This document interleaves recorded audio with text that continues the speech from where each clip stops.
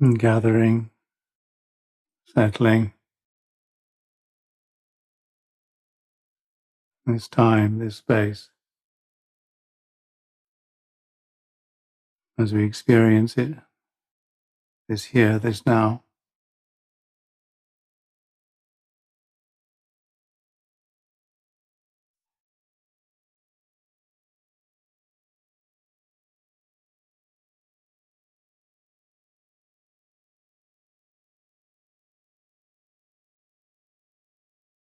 Regrets or memories leave behind, worries, fears, don't pick them up.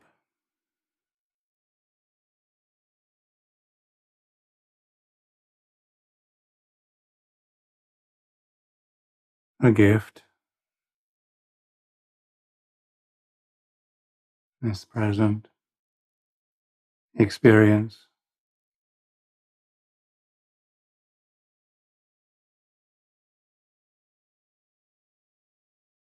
received,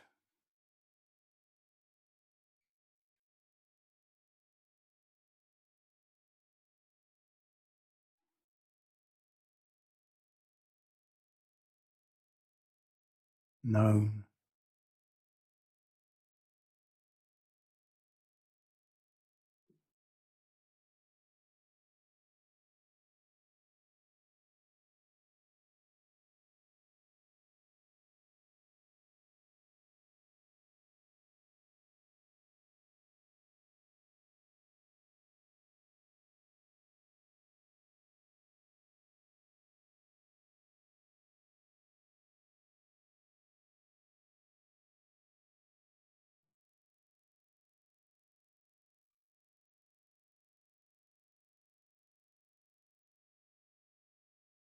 Experiencing the life that wishes life well,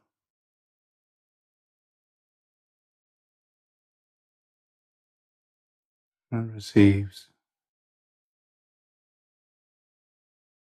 and responds,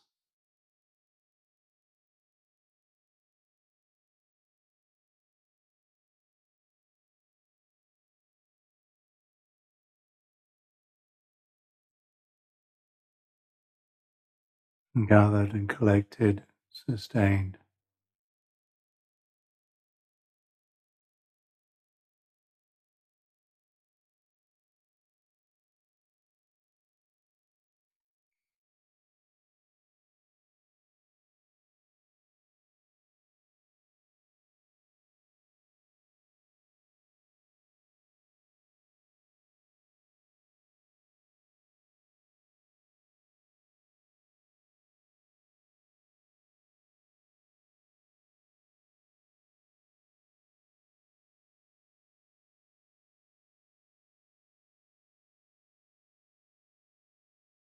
Habits and memories left behind,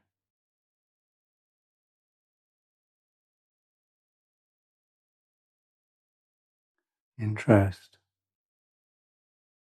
and generosity and attention given.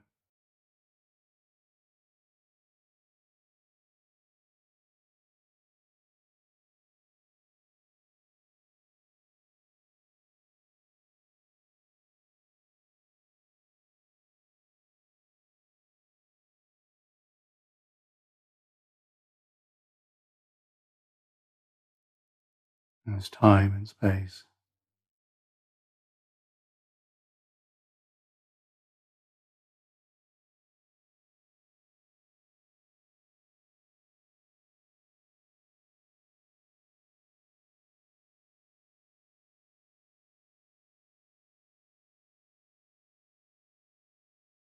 The body is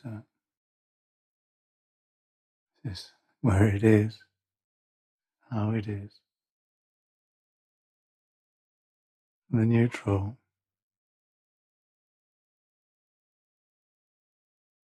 known,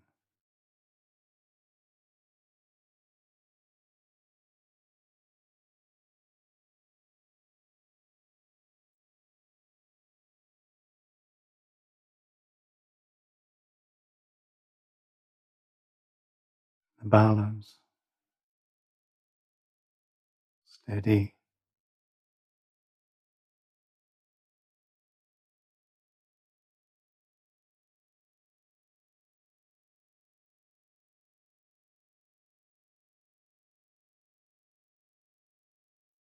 and soft,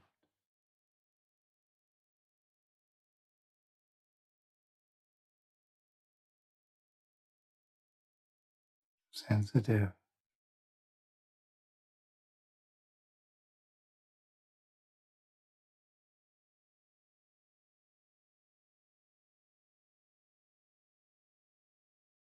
and secure.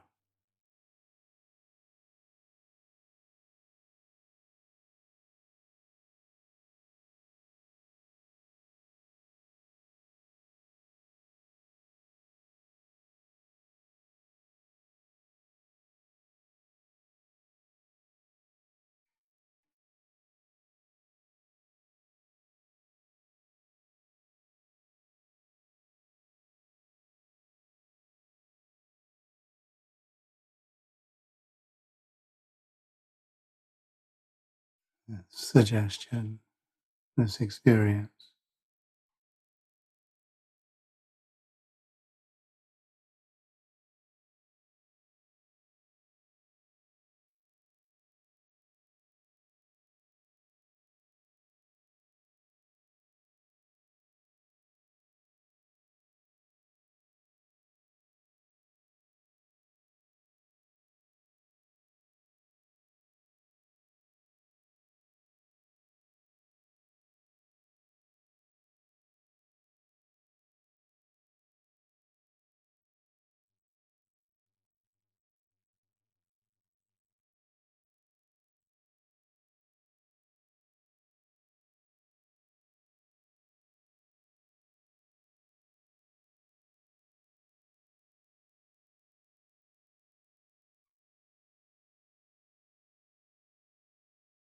is here and now,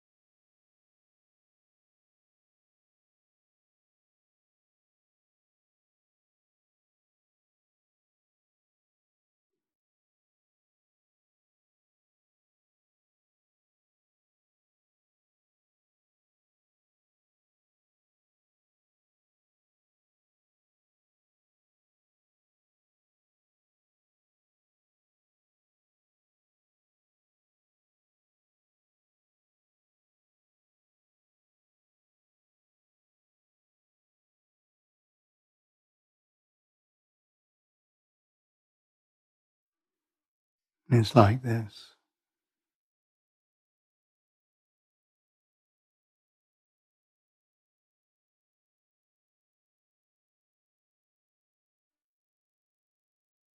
And the knowing is like this.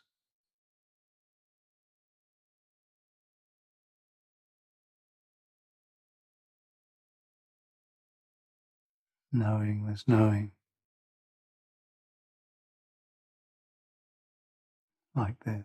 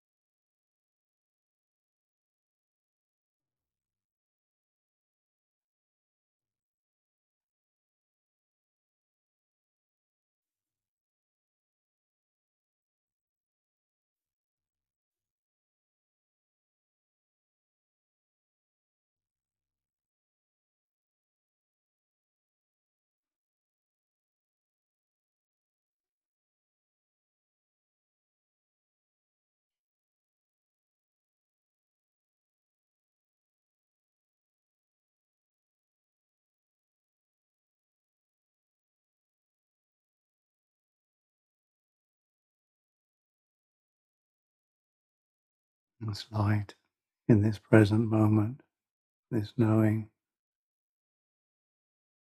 here, now, known.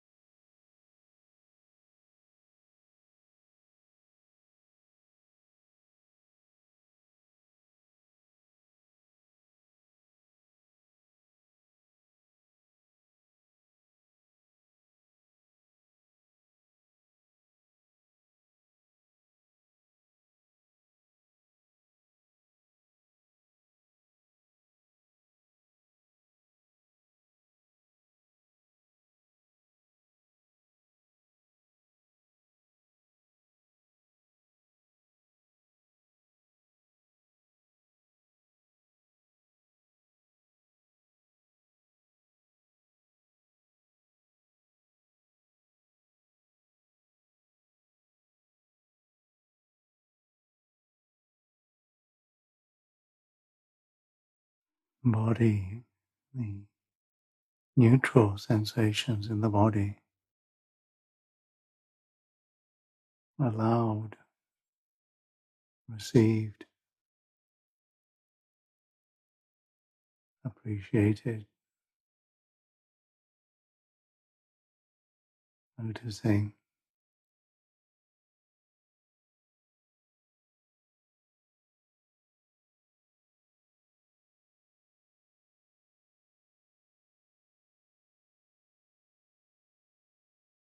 the breath,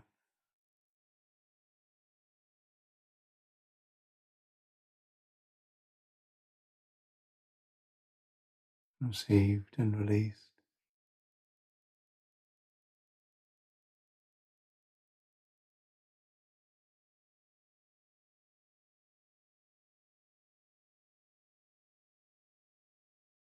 experience in the moment, received and released.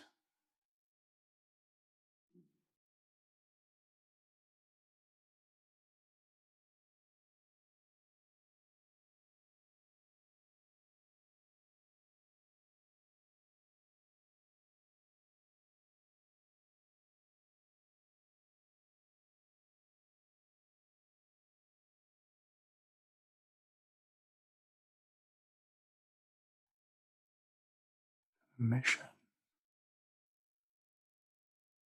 given,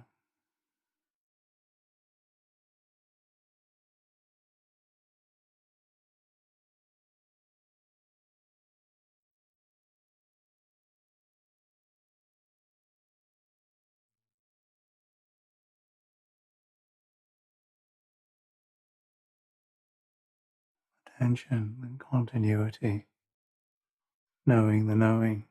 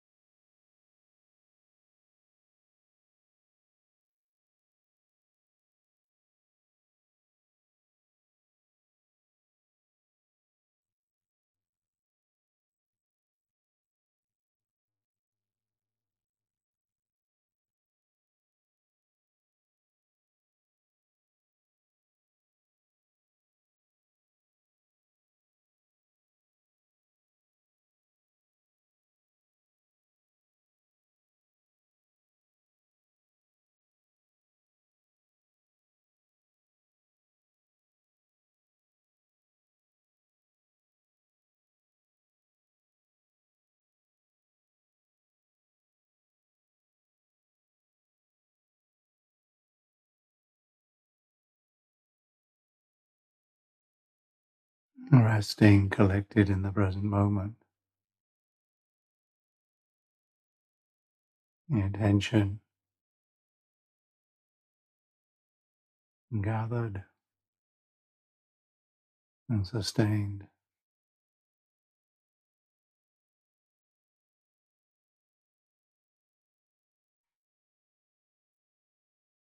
in the freedom, this time, this place.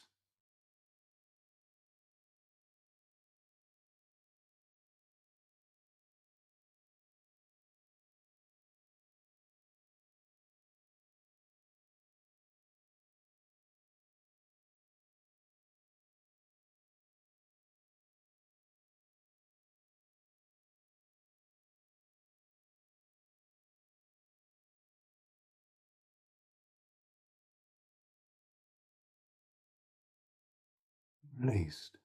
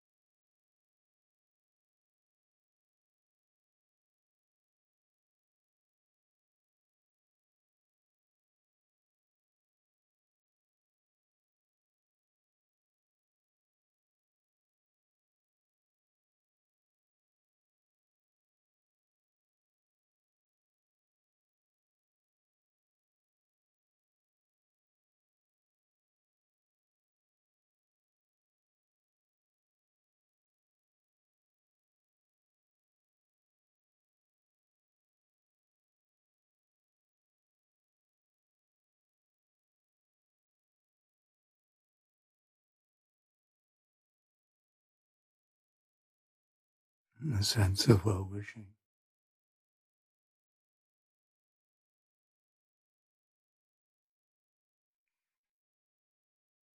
It allows the realization of the end.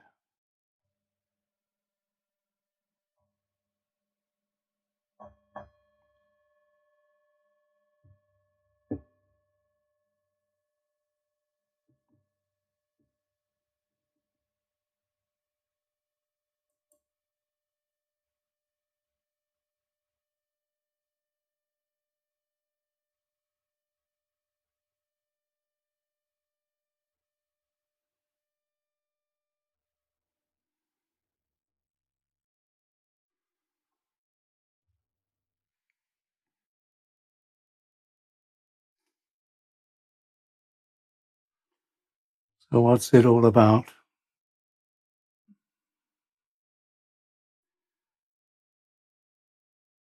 What can we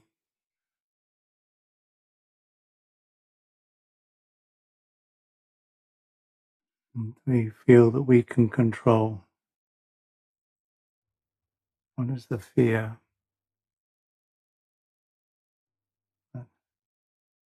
or the need?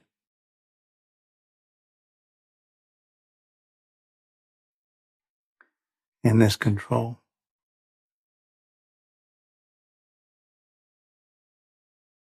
And the encouragement is investigation, interest in this universe,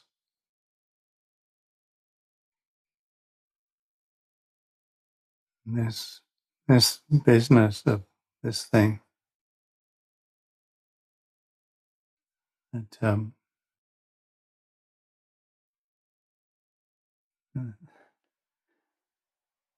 this animal we live with, and the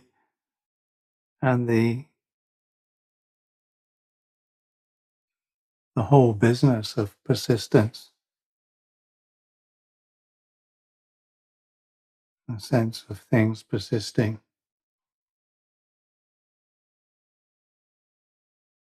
a sense of things separated,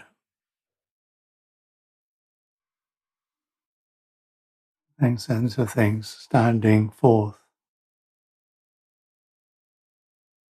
existing.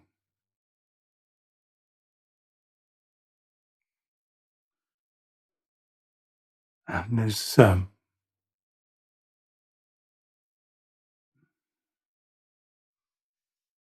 movement, or the tone in which we experience them,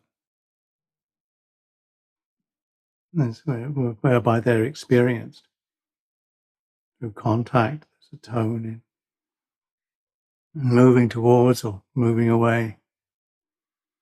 The fact of existence, the fact of separation, the persistence of separation is rupa, or body. The one that we most directly experience is this bit, because this is the sack of skin that keeps the difference between what's inside and outside experienced from within. That's called rupa.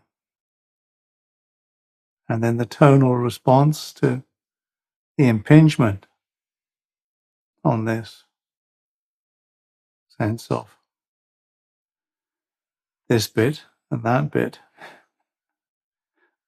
whatever way that contact happens.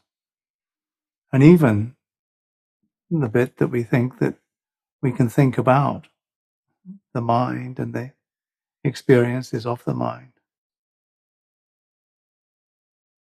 That sense of the tonal shift towards or away. That's what's Vedana.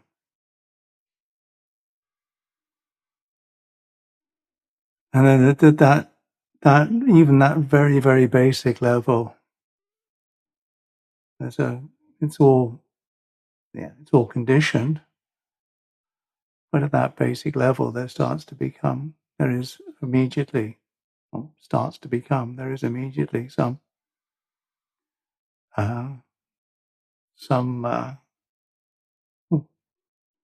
even without thought, labeling of this or perception of this. And then that more or less complicates as habits respond and kick in. And that's sanya, sankhara. Sanya is perception, sankhara is the patterning. And it's just immediate. It's not that rupa, vedana, sanya, sankhara, and vijnana are somehow separate. They're all this is the whole of the world. This is where it is. This is the bit that gets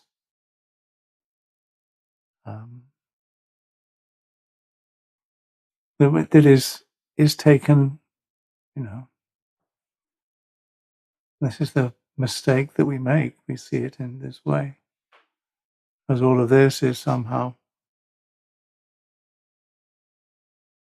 something that we can ultimately control and always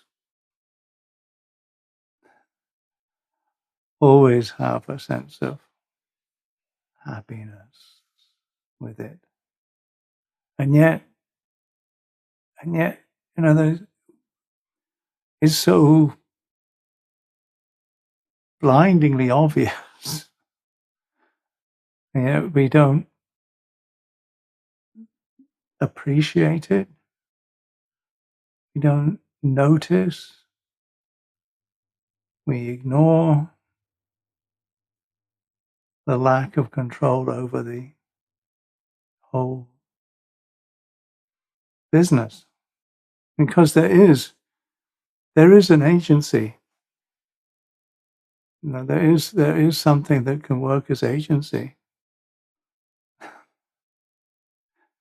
And then the agency that we give to this, that's where And that's where the karma lies, and yet it's such a... And even that is conditioned. That's part of the way that nature runs. But the basic fact of this thing, and then the way that it responds, and the sanya sankhara is all past habit and memory. It's part of it's the conditioning. It's conditioned. When the causes and conditions for things are there, the thing will be there. When the causes and conditions are not there, the thing will not be there.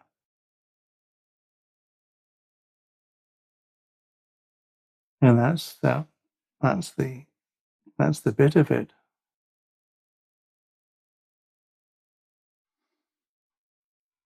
Form, feeling, perception, conception, consciousness, rupa, vedana, sanya, sankhara, vijnana. It's not... There's nothing, and then there's the sense of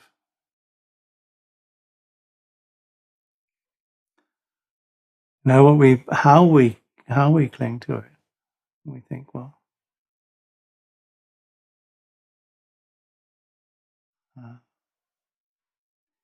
this experience is me, and I'm maybe not sure what part of it is me, but part of it must be me. Either the habits, or the feelings, or the responses, or the perceptions. Maybe we make it elaborate. Maybe we make it simple.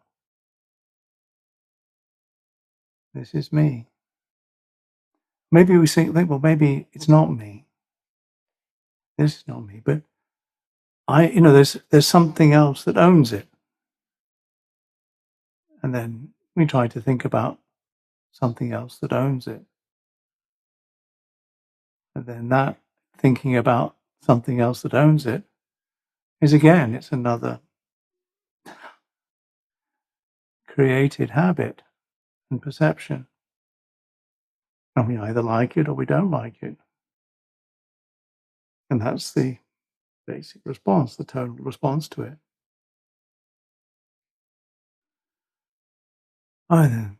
Okay, so with this, or it belongs to us, or maybe we're something greater than all of this. And maybe we contain this. This is something there's something that is inside, that is bigger than all of this, that this is inside. And so we can start to make this thing that is definitely, this is me. And then we can make it as big as we like. Now we can say that it's the essence of, that it's the experience of all experience is me. I am the experiencer of all experience. And then okay, well, if we're not that, then maybe it's the inner essence of this is me.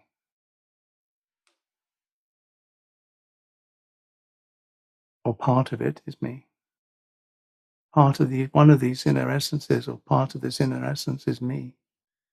And somehow this is all manipulating all of this, or being affected by all of this, and this is the bit that I have to somehow liberate or get rid of. I don't know. Now, those are the two extremes. I have to liberate this, or I have to make it somehow last forever, or get rid of it because I don't like it. This is another response. This bit I don't like. This bit I like. This bit I want to go towards.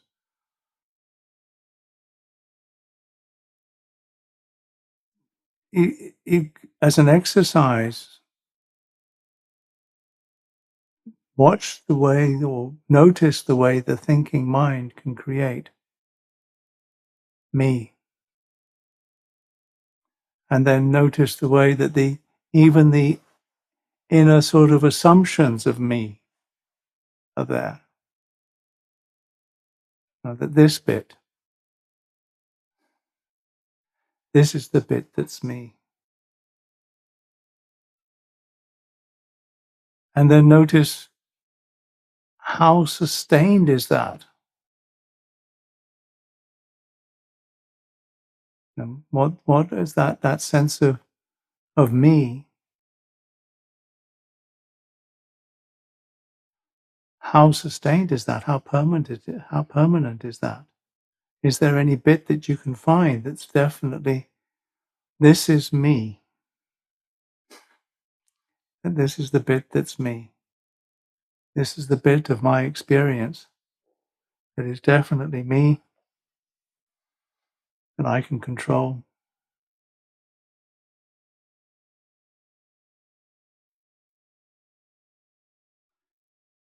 And this is not a denial that there is this constantly shifting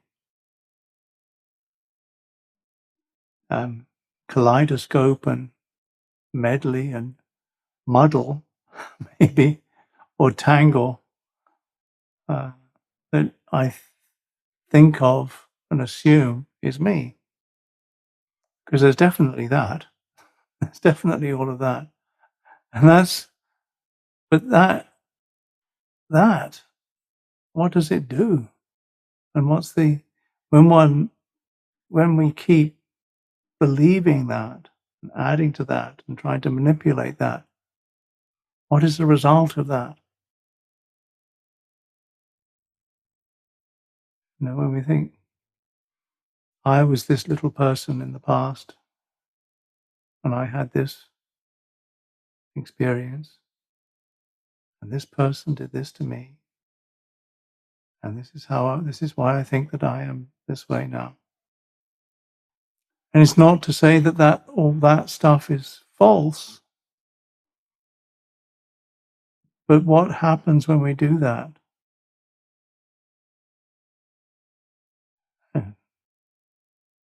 And how persistent is that?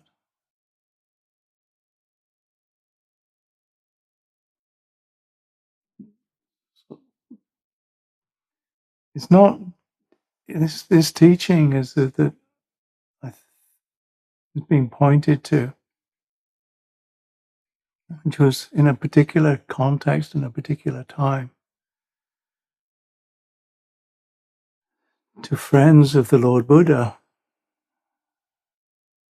his 5 first disciples.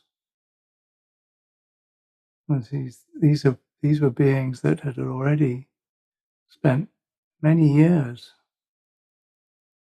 investigating,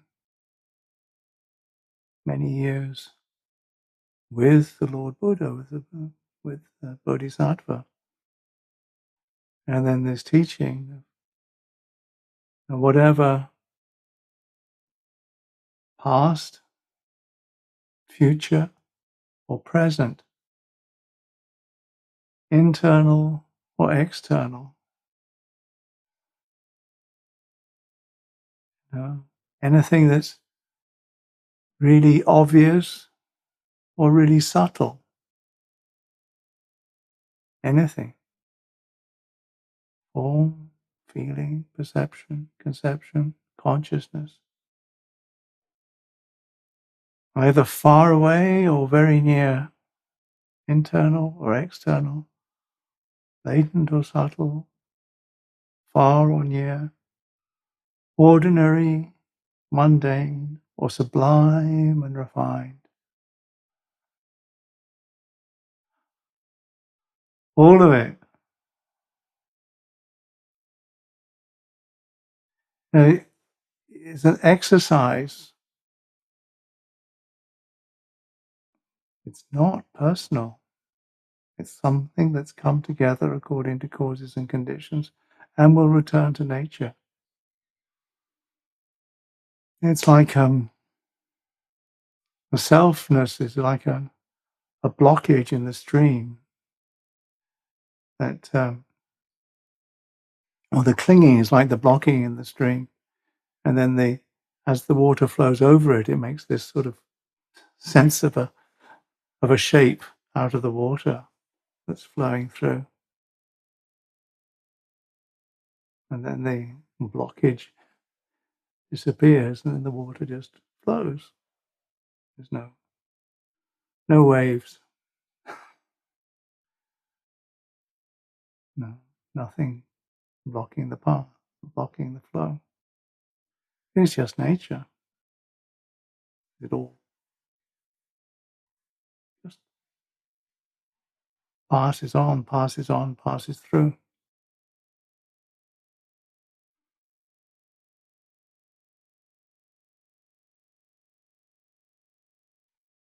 And this contemplation, this experience, this contemplation, and then noting, and in the basic um, sitting meditation business of the first 15 minutes, the encouragement is just to stop this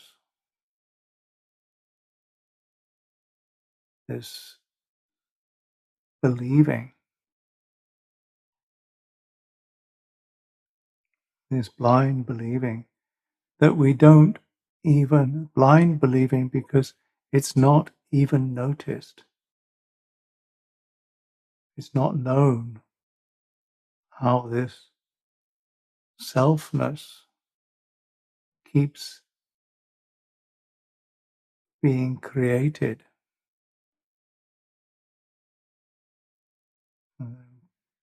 It's created now.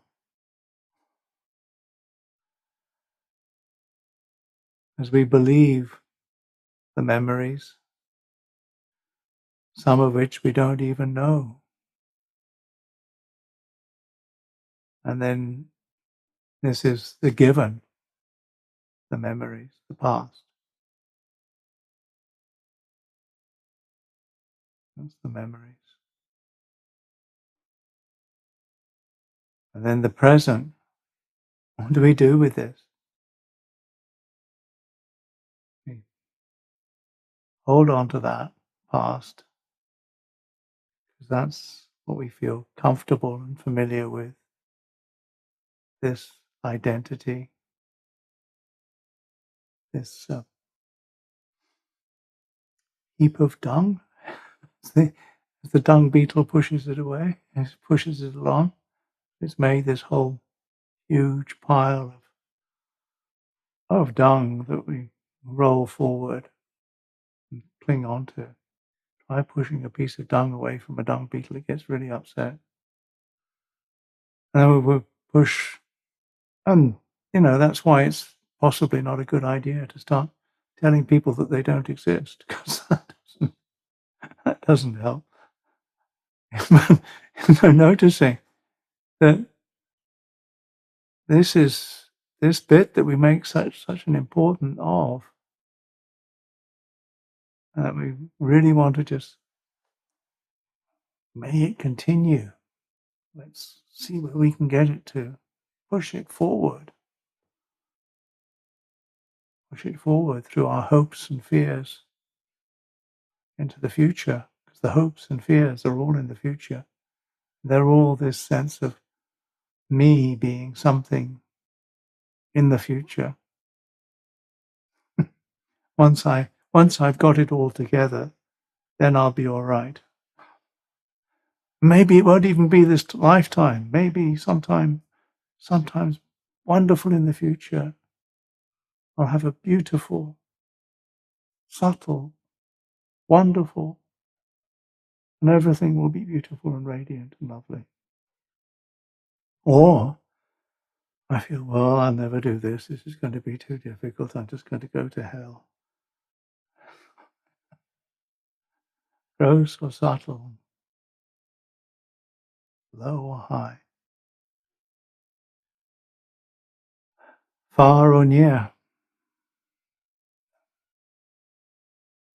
this immediate, something that I feel is near to me, or something far away. I'll get there, or I won't get there. And this sense of me and mine around it all, and the pushing of this sense into the future.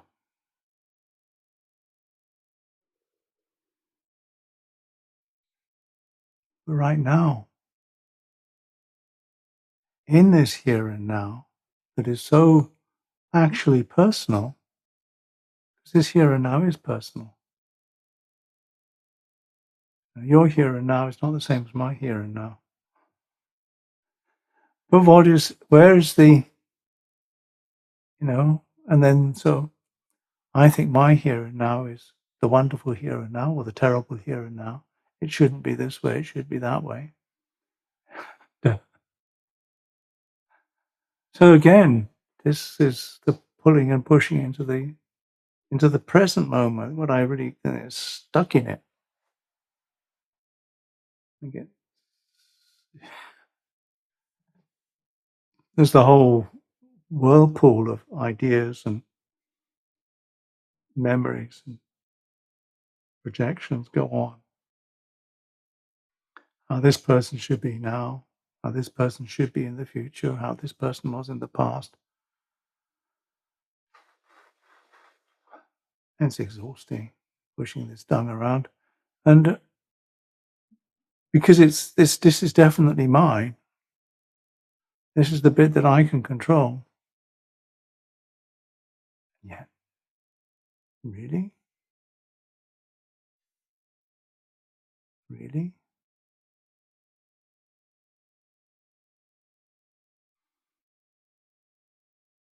And get the fear and the worry and the anger and the resentment and the sense of feeling inadequate, or the sense of feeling overwhelmed, the sense of need for more or getting rid of, or the sense of I got too much or I got too little.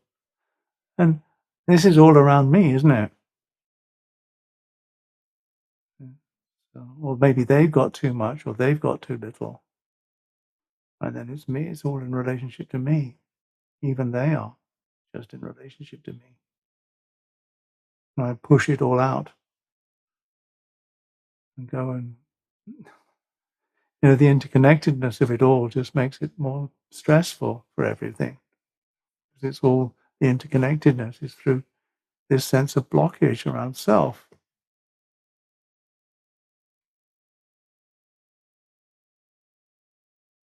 Around the sense of clinging.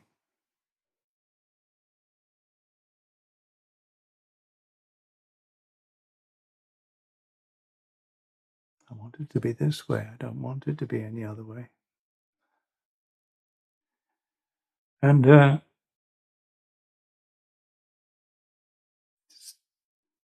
what and where in this, all of this, what's not caught?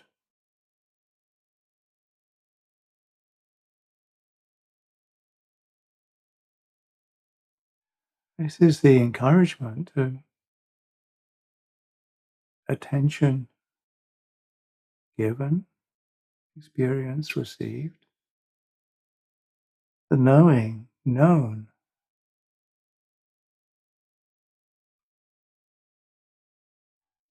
And practicing that,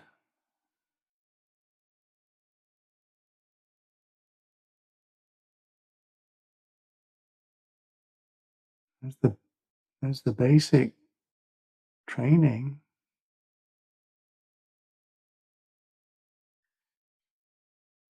basic intentions,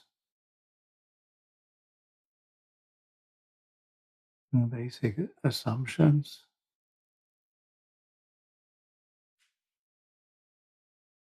the basic practice. It's not personal.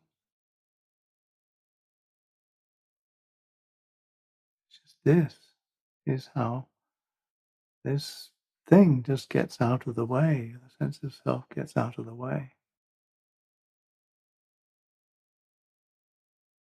memories. They're, they're there, but they're not something that you need to get stuck to. The hopes and fears, expectations, wishes,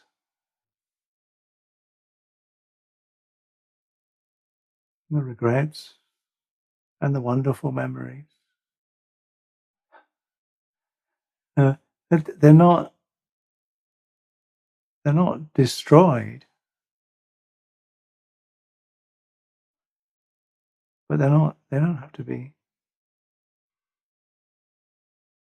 believed and manipulated and clung to and wallowed in or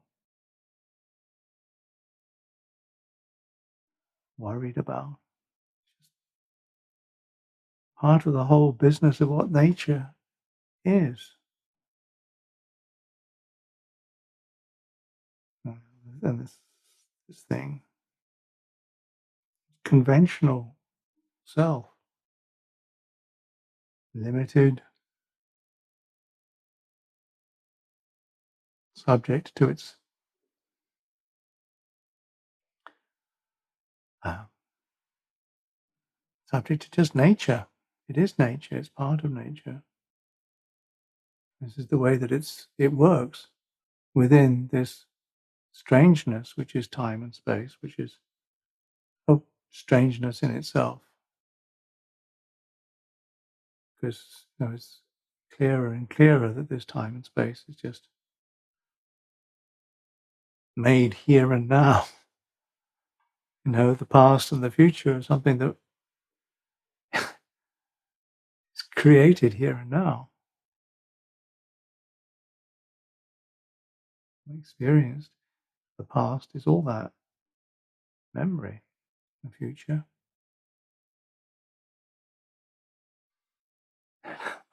all that we don't know.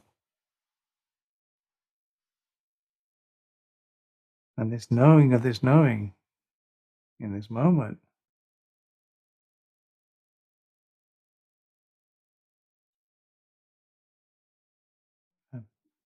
the happiness and an appreciation independent of conditions. That's not personal.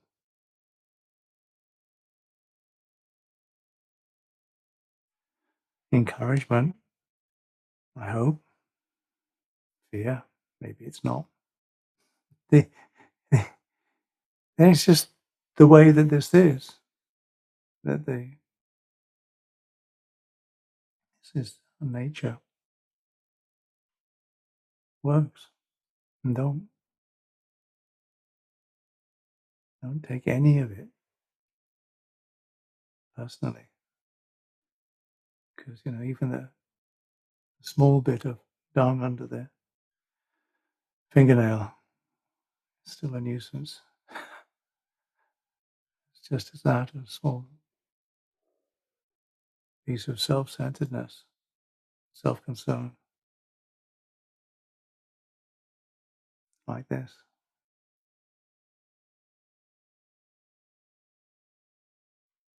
So I offer that for your consideration today. Small encouragement to, I hope, to let go, not take it all too seriously. It's like this, and it's a strange old business, this person. And it's a delightful opportunity. So delighting in this moment, because it's, the alternative is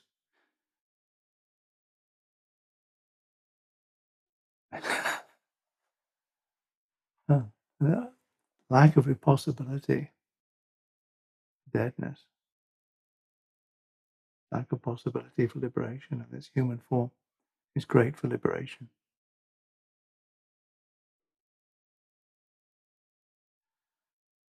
Thank you, and maybe if you have any questions, I'll see what I can do.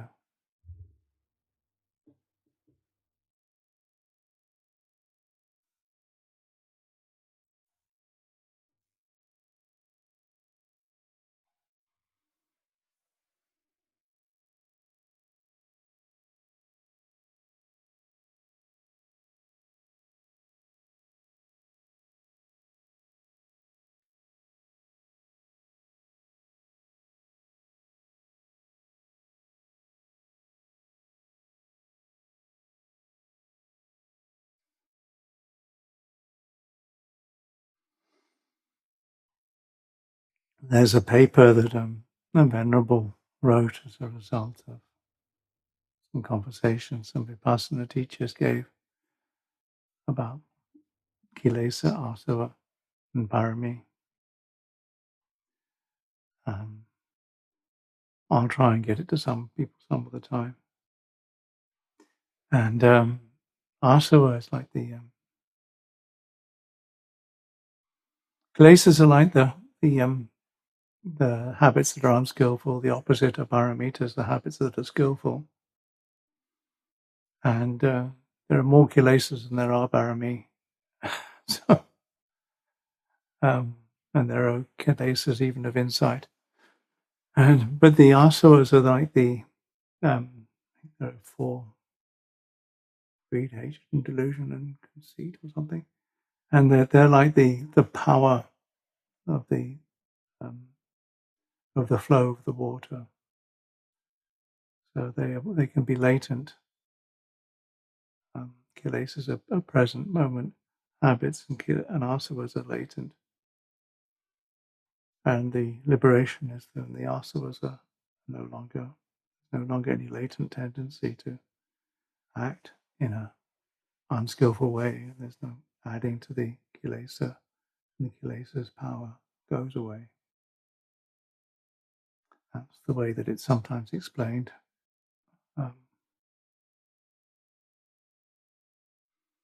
And the ayatanas, the elements, there's sense basis, and then there's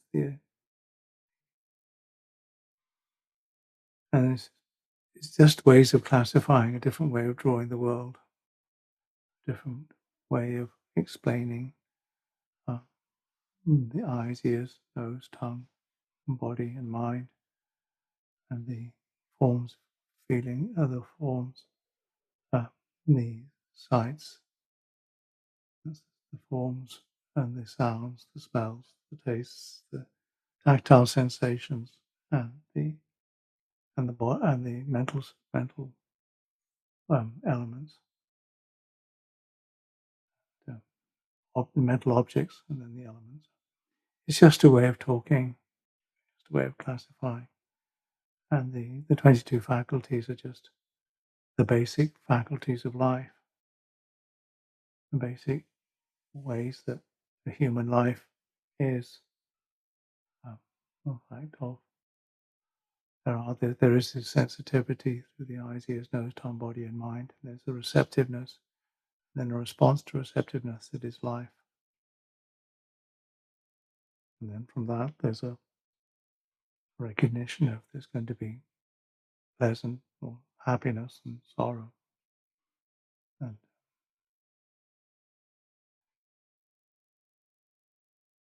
and delight in that, despair, and then an evenness that says, well, maybe there's a way out of all of this, and an effort that can be made, and an attention given to where the effort should be made, and a continuity of that effort with the wisdom in that application. And then the knowing that there's ignorance, recognition of ignorance, and the knowing of that knowing. That's the way that the Indriya work, and the Four Noble Truths are known, which is the Viticca Samapad. The Vipassana Bhumi is a useful chant.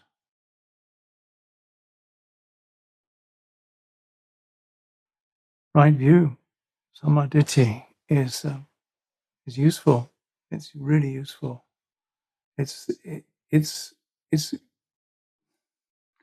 it's it's not just a nice view or a vista.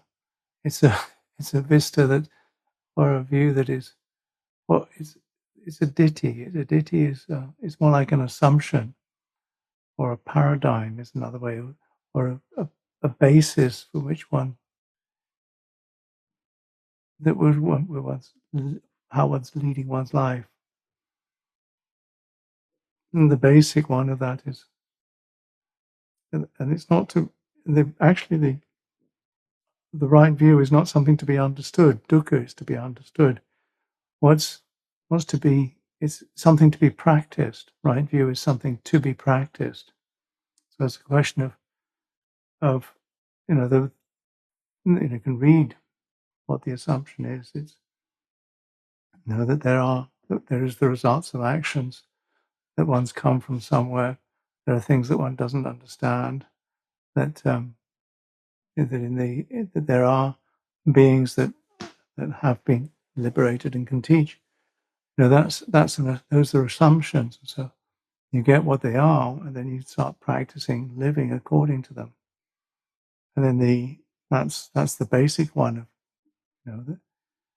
and you can see that how that happens when there's a sense of this is how a lot of people get motivated to start investigating. There must be something that we can do.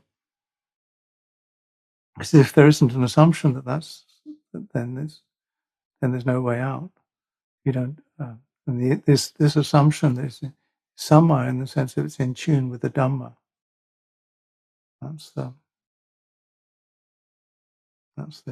the way that works. And so it's and it's at its other more profound level. It's the insight into the Four Noble Truths. That's how samadhi liberates, is when there's actually the assumption, and it's a real basis of one's life and a paradigm of one's life, that dukkha is to be understood, the cause of dukkha is to be abandoned, the end of dukkha is to be realized, and the path is to be practiced. And this is the way that's what liberates. And part of this is the teachings on heaven and hell are not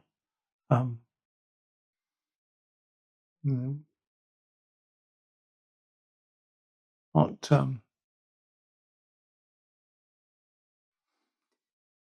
they're, they're part of the way that time and space is looked at or assumed to be in the way that the Buddha's cosmology works. There's books on Buddhist cosmology now. Great one that you can either get through Amazon or download from the Arrow River Hermitage website, and that explains it. And part of the way that the Buddhists explain heaven and hell is that these are temporary. They're temporary. They may last for a pretty long time, but they're temporary. They are impermanent. There's no permanent hell. There's no permanent heaven, because they're not outside of time. They're part of the way that causes and conditions work. They're part of nature. And there are all sorts of stories about them, and they get pretty complicated about the different levels of hell and all that. But if one the recognition of the escape from hell is that the recognition that this is a path of purification, and the pain and the misery is a way of purifying. That's a path of endurance. So that recognition of that is a way. The way out of hell is through recognizing that it's a purification. The way out of the powerful realms is recognizing that there's always going to be somebody more powerful. The way out of the animal realms is to find a way of training oneself, because animals find it difficult to find a way of learning, and the human animal is this. And then the way out of the beautiful and wonderful realms is to recognize that these come and go. They're part of the rhythm of life, and getting caught in these is not actually necessarily a very pleasant birth. And the way out of the human realm is renunciation, is giving up sense pleasures, giving up worldly concerns. So in each of the realms there's a way out. It's not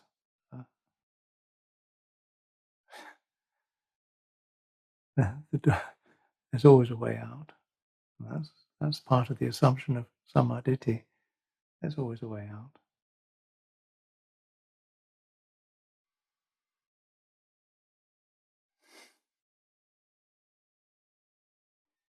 Because that, if you don't feel that there's a way out, then there's not going to be any way of even looking or trying to find it or trying to practice to realize it. And there won't be even the noticing that there is the noticing. There won't be the knowing of the knowing. And that's the way out.